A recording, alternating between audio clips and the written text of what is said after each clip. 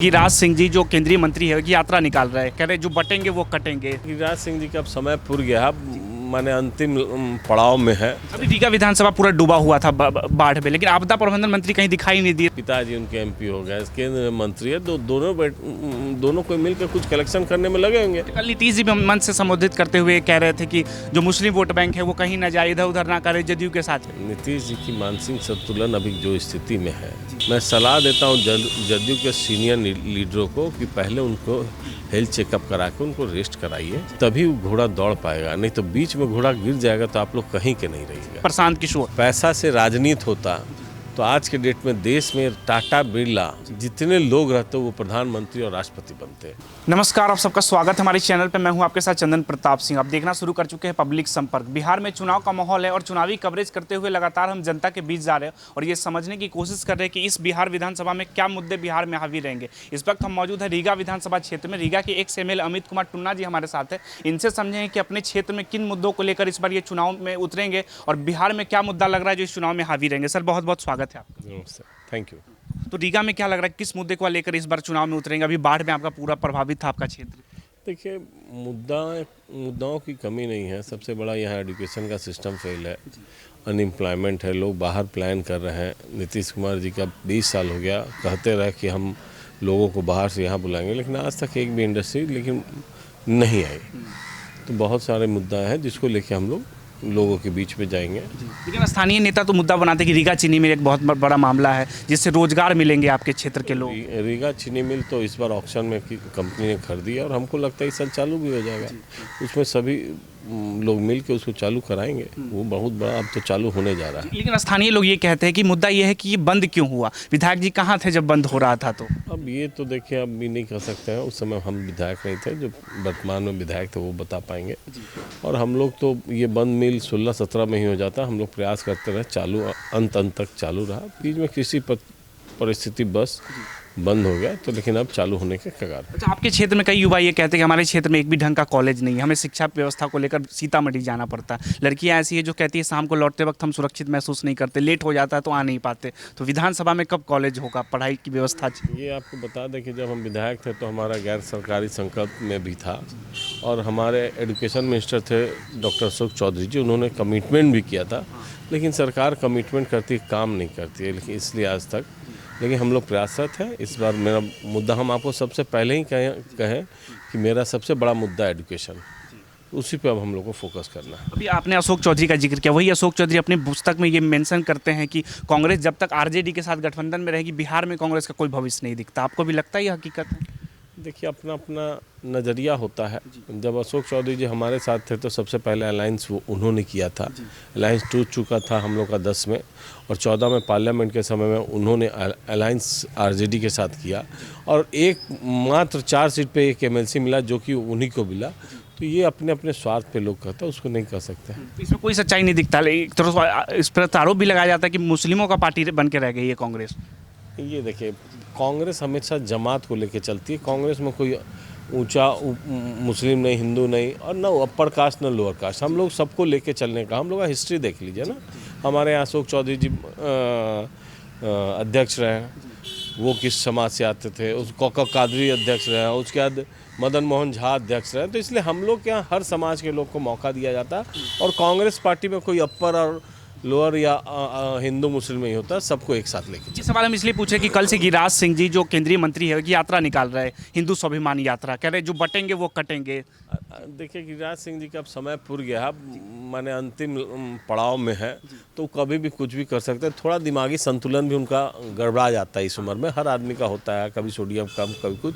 तो उनके बात को हम लोग दूध भात समझते हैं। कहते जो हिंदू बटे हुए उन सबको एक मंच पे ला रहे हैं। अरे भैया, ये तो 20% को 80%, माने 20% को 80% डरा के रख रहे हैं। हिंदू मुस्लिम करके उनकी राजनीति चलती है। तो कुछ ना कुछ करते रहना, बोलते रहो। अब अंतिम पड़ाव पे है, वो अब जाने के कगार में, लाइन में है। उनका बात को अब हम लोग बहुत सीरियस। जो बयान है जिस तरह से बार बार हर मन से बोलते हैं बटेंगे कटेंगे, उस वाले पे भैया हम बार बार करें, उनका बयान हम लोग सीरियस ले ही नहीं सकते हैं। मंत्री है तो मंत्री बना देना, किसी को भी कोई भी मंत्री बना देगा। तो मंत्री कौन कौन सीरियस ही बताइए ना। बिहार में पहले रेल मिनिस्टर एक इम्पोर्टेंट मंत्रालय होता, आज क्या है? और कौन सा नेता बिहार में कैपेबल है बताइए आप बीजेपी में? पहले नहीं तो रेल मंत्री हुआ, कृषि मंत्री हुआ, हर बड़ा मंत्रालय बिहार में हुआ करता। तो बीजेपी अपने तय करे कि बिहार में अब कैपेबल नेता नहीं है तो कोई भी पोस्ट देना, किसी को दे देना। तो आप मानते हैं कि केंद्र में जो भाजपा की सरकार है वो बिहार से भेदभाव करती है? 100% भेदभाव करती है। आप हमारा बजट देख लीजिए, कोई भी बजट में कम से कम 10-20 ट्रेन हमेशा हर बजट में मैंने बिहार को मिलता है, कुछ स्पेशल पैकेज, कुछ स्पेशल कुछ। आज 10 साल मैंने हमको लगता है 12 साल होने जा रहा है इस सरकार को। आप देख लीजिए भेदभाव है कि नहीं है। कह रहे स्पेशल ट्रेन चल रहे हैं, वंदे भारत ट्रेन चलेगा, अयोध्या ट्रेन चलेगी सीतामढ़ी से। अरे वो वंदे भारत ऐसा नहीं है यहीं चल रहा है, चारों तरफ चल रहा है। अयोध्या ऐसा सेंटर पॉइंट है, वहाँ भी हमको लगता है देश के किसी कोना से वहाँ ट्रेन नहीं है, तो उसको बहुत नहीं ना कहेंगे। सरकार की कोई उपलब्धि नहीं। इसको उपलब्धि नहीं कहा जा सकता भाई। वो तो हर चीज़ कुछ स्पेशल, जैसे आज के डेट में हमारे यहाँ से बहुत लोग प्लान करके जाते हैं, लुधियाना है, चंडीगढ़ है, दिल्ली में, जो कि आज कोई भी स्टेट ले लीजिए बिहारी नहीं है तो स्टेट का वहाँ खाना पीना बंद हो जाएगा। वहाँ उसके लिए क्या व्यवस्था करें ये बताएं ना। तो जब कांग्रेस और आरजेडी की सरकार थी तो कितना पलायन रुक पाया? उस समय भी तो बड़े पैमाने पर बिहार से पलायन हुआ। देखिए उस समय और आज के डेट में अंतर है। उस समय लोग जागरूक नहीं थे, और कांग्रेस के समय का दिया हुआ है कि लोग कैसे नहीं। कांग्रेस इतना इंडस्ट्री दी थी, कहीं भी देख लिए, बरौनी में पावर प्लांट था, कांटी में है, माने झारखंड बिहार एक था, रांची में हेवी इंजीनियरिंग, बोकारो में, जितना इंडस्ट्री दिया वो कांग्रेस का दिया हुआ। हमको एक इंडस्ट्री बताइए कि 12-20 साल में इन लोग दिए हैं। मोदी जी तो हर मन से कहते हैं देश में जो भी समस्या है सबका मूल कारण ही कांग्रेस है। या मोदी जी एक इंडस्ट्री बता दीजिए जो बड़े पैमाने पे जिसका उद्घाटन उन्होंने किया। नालंदा यूनिवर्सिटी का वो जिक्र करते हैं। हम इंडस्ट्री की बात कर रहे हैं, नालंदा यूनिवर्सिटी बहुत पुराना, वो भी कांग्रेस के समय में सैंक्शन हुआ था, कांग्रेस का आज उद्घाटन कर रहा है, तो कांग्रेस का देना है। नालंदा हो जो कोई भी, ये हम नहीं मानते। अभी रीगा विधानसभा पूरा डूबा हुआ था बाढ़ में, लेकिन आपदा प्रबंधन मंत्री कहीं दिखाई नहीं दिए, संतोष मांझी जी। देखिए तो मांझी जी अब दिखाएं क्यों देंगे भाई, पिताजी उनके एमपी हो गए, केंद्र मंत्री है, दोनों कोई मिलकर कुछ कलेक्शन करने में लगे होंगे।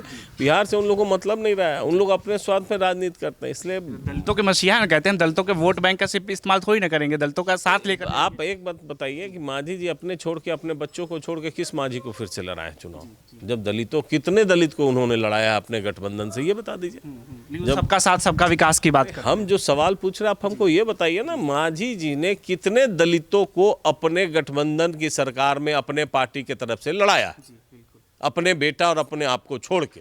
तो मसीहा है। इस टाइप के मसीहा लोग बन जा रहे हैं आजकल।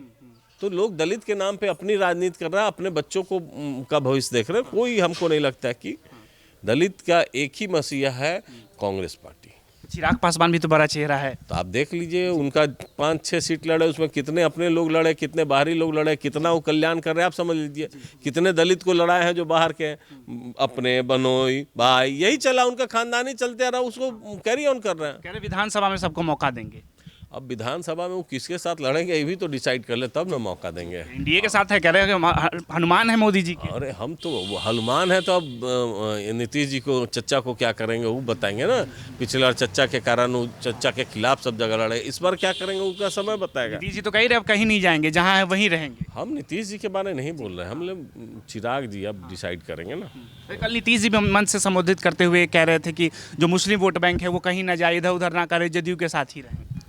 देखिए नीतीश जी की मानसिक संतुलन अभी जो स्थिति में है, उनका भी बात को देख सकते हैं। अभी हाल ही में जो रावण दहन के दिन हुआ, तो थोड़ा देखिए उनका सेहत ठीक नहीं है। मैं सलाह देता हूँ जदयू के सीनियर लीडरों को कि पहले उनको हेल्थ चेकअप करा के उनको रेस्ट कराइए, तभी घोड़ा दौड़ पाएगा। नहीं तो बीच में घोड़ा गिर जाएगा तो आप लोग कहीं के नहीं रहिएगा। तो घोड़ा को सेवा करना, घोड़ा का सेवा भी करना चाहिए। इसलिए उनको मैं सलाह देता हूँ कि सबको पहले उनका सेवा करें, सेहत ठीक कराएं। तो पोस्टर से मैसेज दे रहे हैं 25 से 30 फिर से नीतीश। अच्छा मैसेज दे रहे हैं ना। कल को अब बीजेपी पिछले बार क्या किया, नीतीश जी के साथ पीठ में छुरा भोंका, अपने लड़ा। कहीं भी चिराग पासवान जी बीजेपी के साथ नहीं लड़े, जदयू जहाँ लड़ा था वहाँ लड़ा दिए। तो अभी कुछ नहीं कर सकते। ये भी लगता है भाजपा की स्ट्रेटजी है जदयू को कमजोर करने के लिए। 100% कमजोर जदयू को कर रही है डे बाई डे। तो उनकी मजबूरी है कि जदयू माने को क्या बोलेंगे, नमन करते रहते, पीछे पीछे घूम रही है। नीतीश कुमार जो कह रहे हैं कि इस बार जो चुनाव लड़ेगी पूरी फिर से एनडीए की सरकार बन रही है, हम झारखंड में भी जदयू लड़ रही है। अभी झारखंड नीतीश का जिस तरह से सेकुलर चेहरा है एक तरह से, दूसरी तरफ से भाजपा के साथ गठबंधन है, हिंदू स्वाभिमान यात्रा निकाल रहे हैं, दूसरी तरफ कह रहे हैं मुस्लिमों का वोट भी चाहिए। ये बताइए उस सेकुलर चेहरा कैसे हो गया? एक तो हिंदू मुस्लिम कर, एक तरफ बोलते हैं कि हम मुसलमान भाई, एक सेकुलर कैसे आप लोग कर दीजिएगा?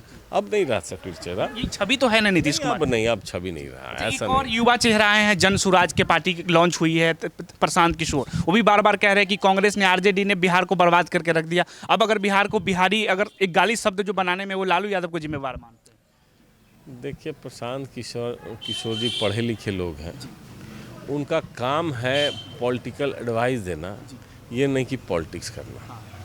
पैसा से राजनीति होता तो आज के डेट में देश में टाटा बिरला जितने लोग रहते वो प्रधानमंत्री और राष्ट्रपति बनते। तो वो अभी पैसा बहुत कमाए हैं और पैसा को कुछ खर्च कर रहे हैं। आप गाड़ी पेंट करा के चलिए तो कुछ रुपया मिल रहा महीना। तो पैसा से राजनीति नहीं होता, उनको ज़मीन पर भी बहुत मेहनत करना पड़ेगा। उज्जवल भविष्य के लिए हम लोग कामना करेंगे कि आगे लगे रहें, भगवान ऊपर वाला। 3 साल से पद यात्रा पे निकले हुए हैं। अरे हमारी कॉपी भारत जोड़ो यात्रा में राहुल गांधी कर रहे थे। अरे भैया, राहुल गांधी का यात्रा शुरू में हुआ, हम भी उनके साथ थे। पूरा देश हम लोग 6 महीना में पैदल चल दिए। ये कौन सा यात्रा कर रहे हैं कि बिहार में 3 साल में उनका यात्रा ही कंप्लीट नहीं हो रहा है? तो ये सोचने की बात। राहुल गांधी पे तो कटाक्ष करते हैं कि उनमें लीडरशिप की कमी है, अभी उतनी बड़ी काबिलियत नहीं जो कांग्रेस को चला पाए देश भर।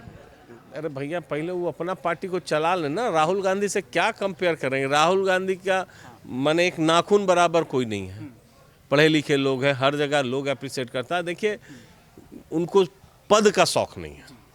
पद का शौक रहता तो जिस दिन मनमोहन सिंह प्रधानमंत्री बने तो उसी दिन बन जाते, लेकिन नहीं है। उनको लोगों के लिए दर्द है, उनको दर्द है। जो आपको सोचना चाहिए, जिस आदमी ने अपने बाप का खून अपने हाथों में देखा, जिस आदमी ने अपनी दादी का खून अपने हाथों में देखा और फिर वो देश के लिए चल पड़ा, तो उससे बड़ा कौन होगा? तो यही बात तो प्रशांत किशोर भी करें कि हमें भी पद का कोई लालच नहीं, हम बिहार की आम जनता को नेता बनाएंगे। नीतीश कुमार को हमने नेता बना दिया। देखेंगे बीच में कितना नेता बनाता है। नीति तो सब मोदी को भी वही बनाया बोलते हैं। तो देश में जितना नेता, उसको बस कांग्रेस को नहीं बना पाया, इसलिए कांग्रेस को कोसते हैं। तो इस चुनाव में कोई राजनीतिक विरोधी के तौर पर नहीं देख रहे उनको आप? नहीं, 100% नहीं, कहीं नहीं है अभी। तो कह रहे उपचुनाव में 25 का चुनाव 24 में सेट कर देंगे। अच्छा, देखिए ना, अभी समय आने वाला, पता चल जाएगा। अच्छा, रीगा के जो आपके स्थानीय वोटर हुआ वो सुन रहा हो तो उनको क्या मैसेज देंगे आप? नहीं, हम यही बोलते हैं कि हम लोग जनप्रतिनिधि जीते हारे 24 घंटा 7 दिन उनके साथ हैं, रहेंगे। धन्यवाद। आपके क्षेत्र में बहुत नए नए युवा भी चेहरा निकल कर आ रहे हैं चुनाव लड़ने, आपके विरोधी के तौर पे लग रहा है एक चुनाव में एक बड़ी टक्कर होगी, विरोधी के तौर पे होगा। भैया, फ्रीडम है, किसी को भी हम लोग रोक नहीं सकते हैं। चुनाव लड़ने के लिए सब कोई स्वतंत्र है। मैदान में लड़ाई होगा तो देखा जाएगा कौन विरोधी है कौन प्रस्त होगा, इसलिए आने दीजिए। फिर भी विरोध के तौर पे तो देखते होंगे ना कि इसको कैसे हराया जा सकता है। नहीं, हम कभी नहीं देखते। हम यही सोचते हैं कि हम कर्म करें, लोगों के लिए 24 घंटा अवेलेबल है, 24 घंटा रहेंगे। जो जनता तय करे उसको स्वीकार। जनता तय हाँ, जनता की अदालत, जनता तय करेगी उससे। तो आप सुन रहे थे अमित कुमार टुन्ना जी को, जो पक्ष रख रहे थे अपने कांग्रेस की तरफ से। इस बार इस बिहार विधानसभा चुनाव को लेकर आप क्या सोचते हैं? इस चुनाव में क्या होगा, क्या मुद्दा स्थानीय हावी रहेंगे? तमाम मुद्दों पर अपनी राय हमें जरूर बताएं। धन्यवाद।